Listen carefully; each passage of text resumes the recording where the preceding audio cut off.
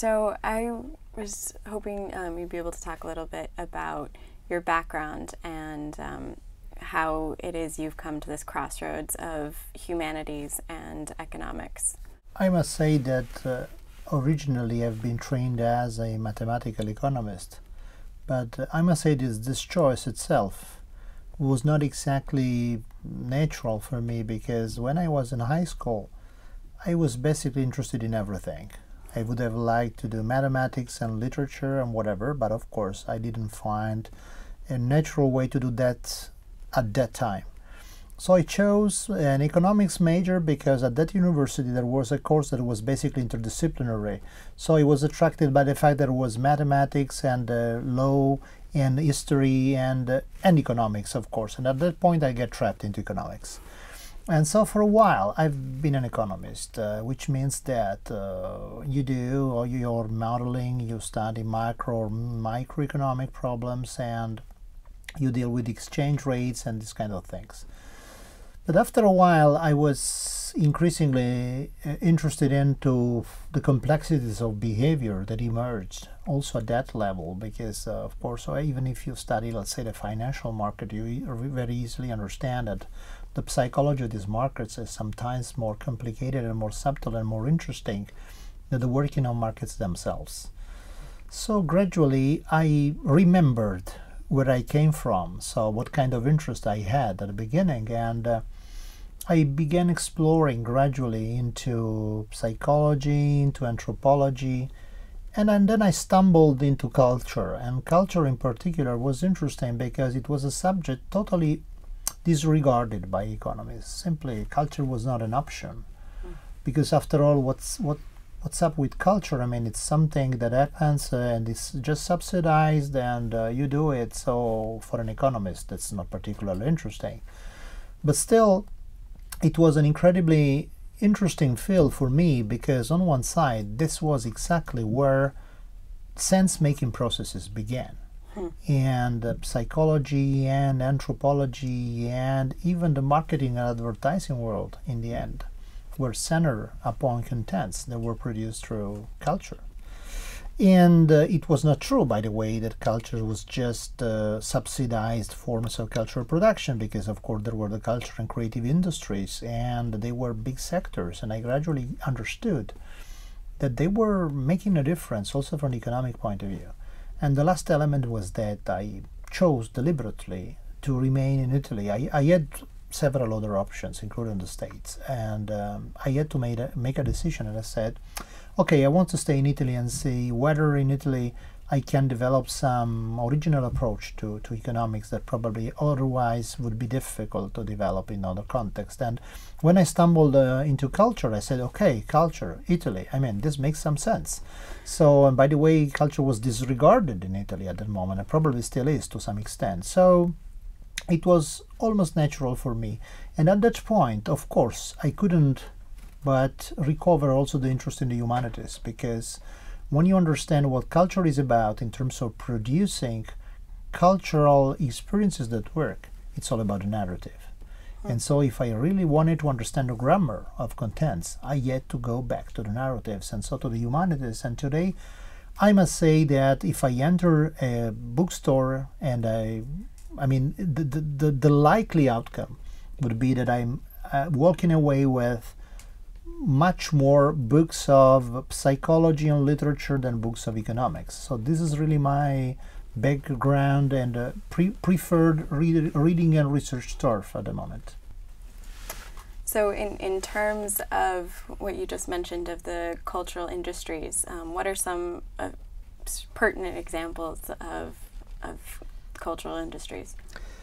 Today there is a sort of standard classification that has been distilled through endless controversy, because of course academics are extremely good at that, finding very captious arguments about why should it fall in this or in this other cell. But by and large today there is a quite widespread agreement about the cultural industries that are basically five, and they are music, publishing, radio, television, cinema, and video games. Meaning by video games, recreational software, but also more and more serious games. But still, assigned to the cultural industries, there are the creative industries. The difference is that they are still content industries, but here you have productions where the cultural and creative element mingles with a functional element, and it's easy to understand when you list them. They are design, including fashion, and increasingly including food design, architectural design, which is a separate cell, and communication that includes advertising. So in these cases, of course, it's very creative. But if you are, for example, an art director for an advertising company, you make a wonderful video, but this video is absolutely, for example, counterproductive in terms of communicating the certain characteristics of the brand. It can be a wonderful piece of art, but your client would probably just drop it in the garbage can. So this is the problem. In the creative industries, you have to find a compromise between the functional dimension and the creative one. So for example, you design a chair, but if this chair simply isn't comfortable enough to be seated at, well, that's a sculpture, but not a chair. So that's the difference. And then there are, interestingly, a few activities which are not industries, but they are important from a cultural point of view, and they complete, in some sense, the spectrum. And they are the so-called cultural core. So the activities which are not industrialized, but still very important, they are the visual arts, the performing arts, and heritage. In these cases, the non-industrial element is that you cannot reproduce. In the visual arts, you could reproduce, but you don't want to. And the performing arts and heritage, this is basically impossible. So you see, it's a very manifold spectrum. But interestingly, the pace of change in cultural production is so quick that even this classification that has been reached with some difficulty is already made in some sense obsolete by the fact that, for example, the digital content platforms on the internet are completely unclassifiable in this respect. Think, for example, you have, let's say, YouTube. What is it? Is it television? Is it cinema? Is it what? It's difficult to say. It's something else. And so it's very likely that when this digital platforms revolution will be completed and we will have a more stable configuration of creative production, probably this classification will change again, and the very concept of industry will be not necessarily the focus anymore. And how does an economist study some of these areas, of these industries? There's a very economic oriented way of doing this. For example, cinema, you study this as an industrial sector, so you speak about oligopoly, concentration, mergers, and financial, of course, prospects and so on, and this makes perfect sense and you need it. The point is that if you stop there, you probably don't understand the most interesting things. And the most interesting things is how this organization, this structure, co-evolve with the contents that you produce. So why Americans make a certain type of films and Europeans make another type of films? After all, they are all movie companies.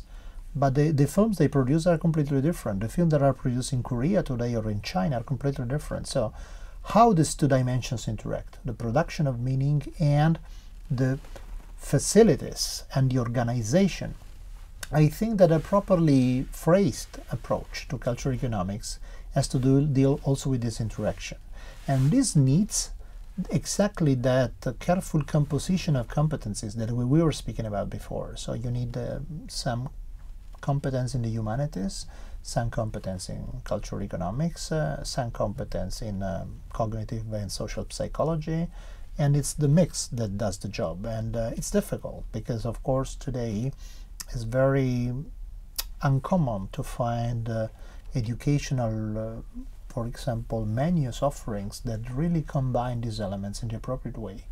So I think that the cultural economics is also meant this way, I mean, in the broad sense, is also a challenge for the future. We have to redesign some of our curricula if you really want to train the people that can really tackle this kind of issues, especially because now they are becoming a truly hot issue in the emerging countries, like China, for example, that is investing an incredible amount of money in the next 10 years, for example. In the development of their cultural and creative industry, they need competences, they need they need knowledge, skills, and basically they cannot provide them by themselves. They will, partly, but they also draw substantially from, for example, Western universities, and that's an enormous opportunity, just to make an example.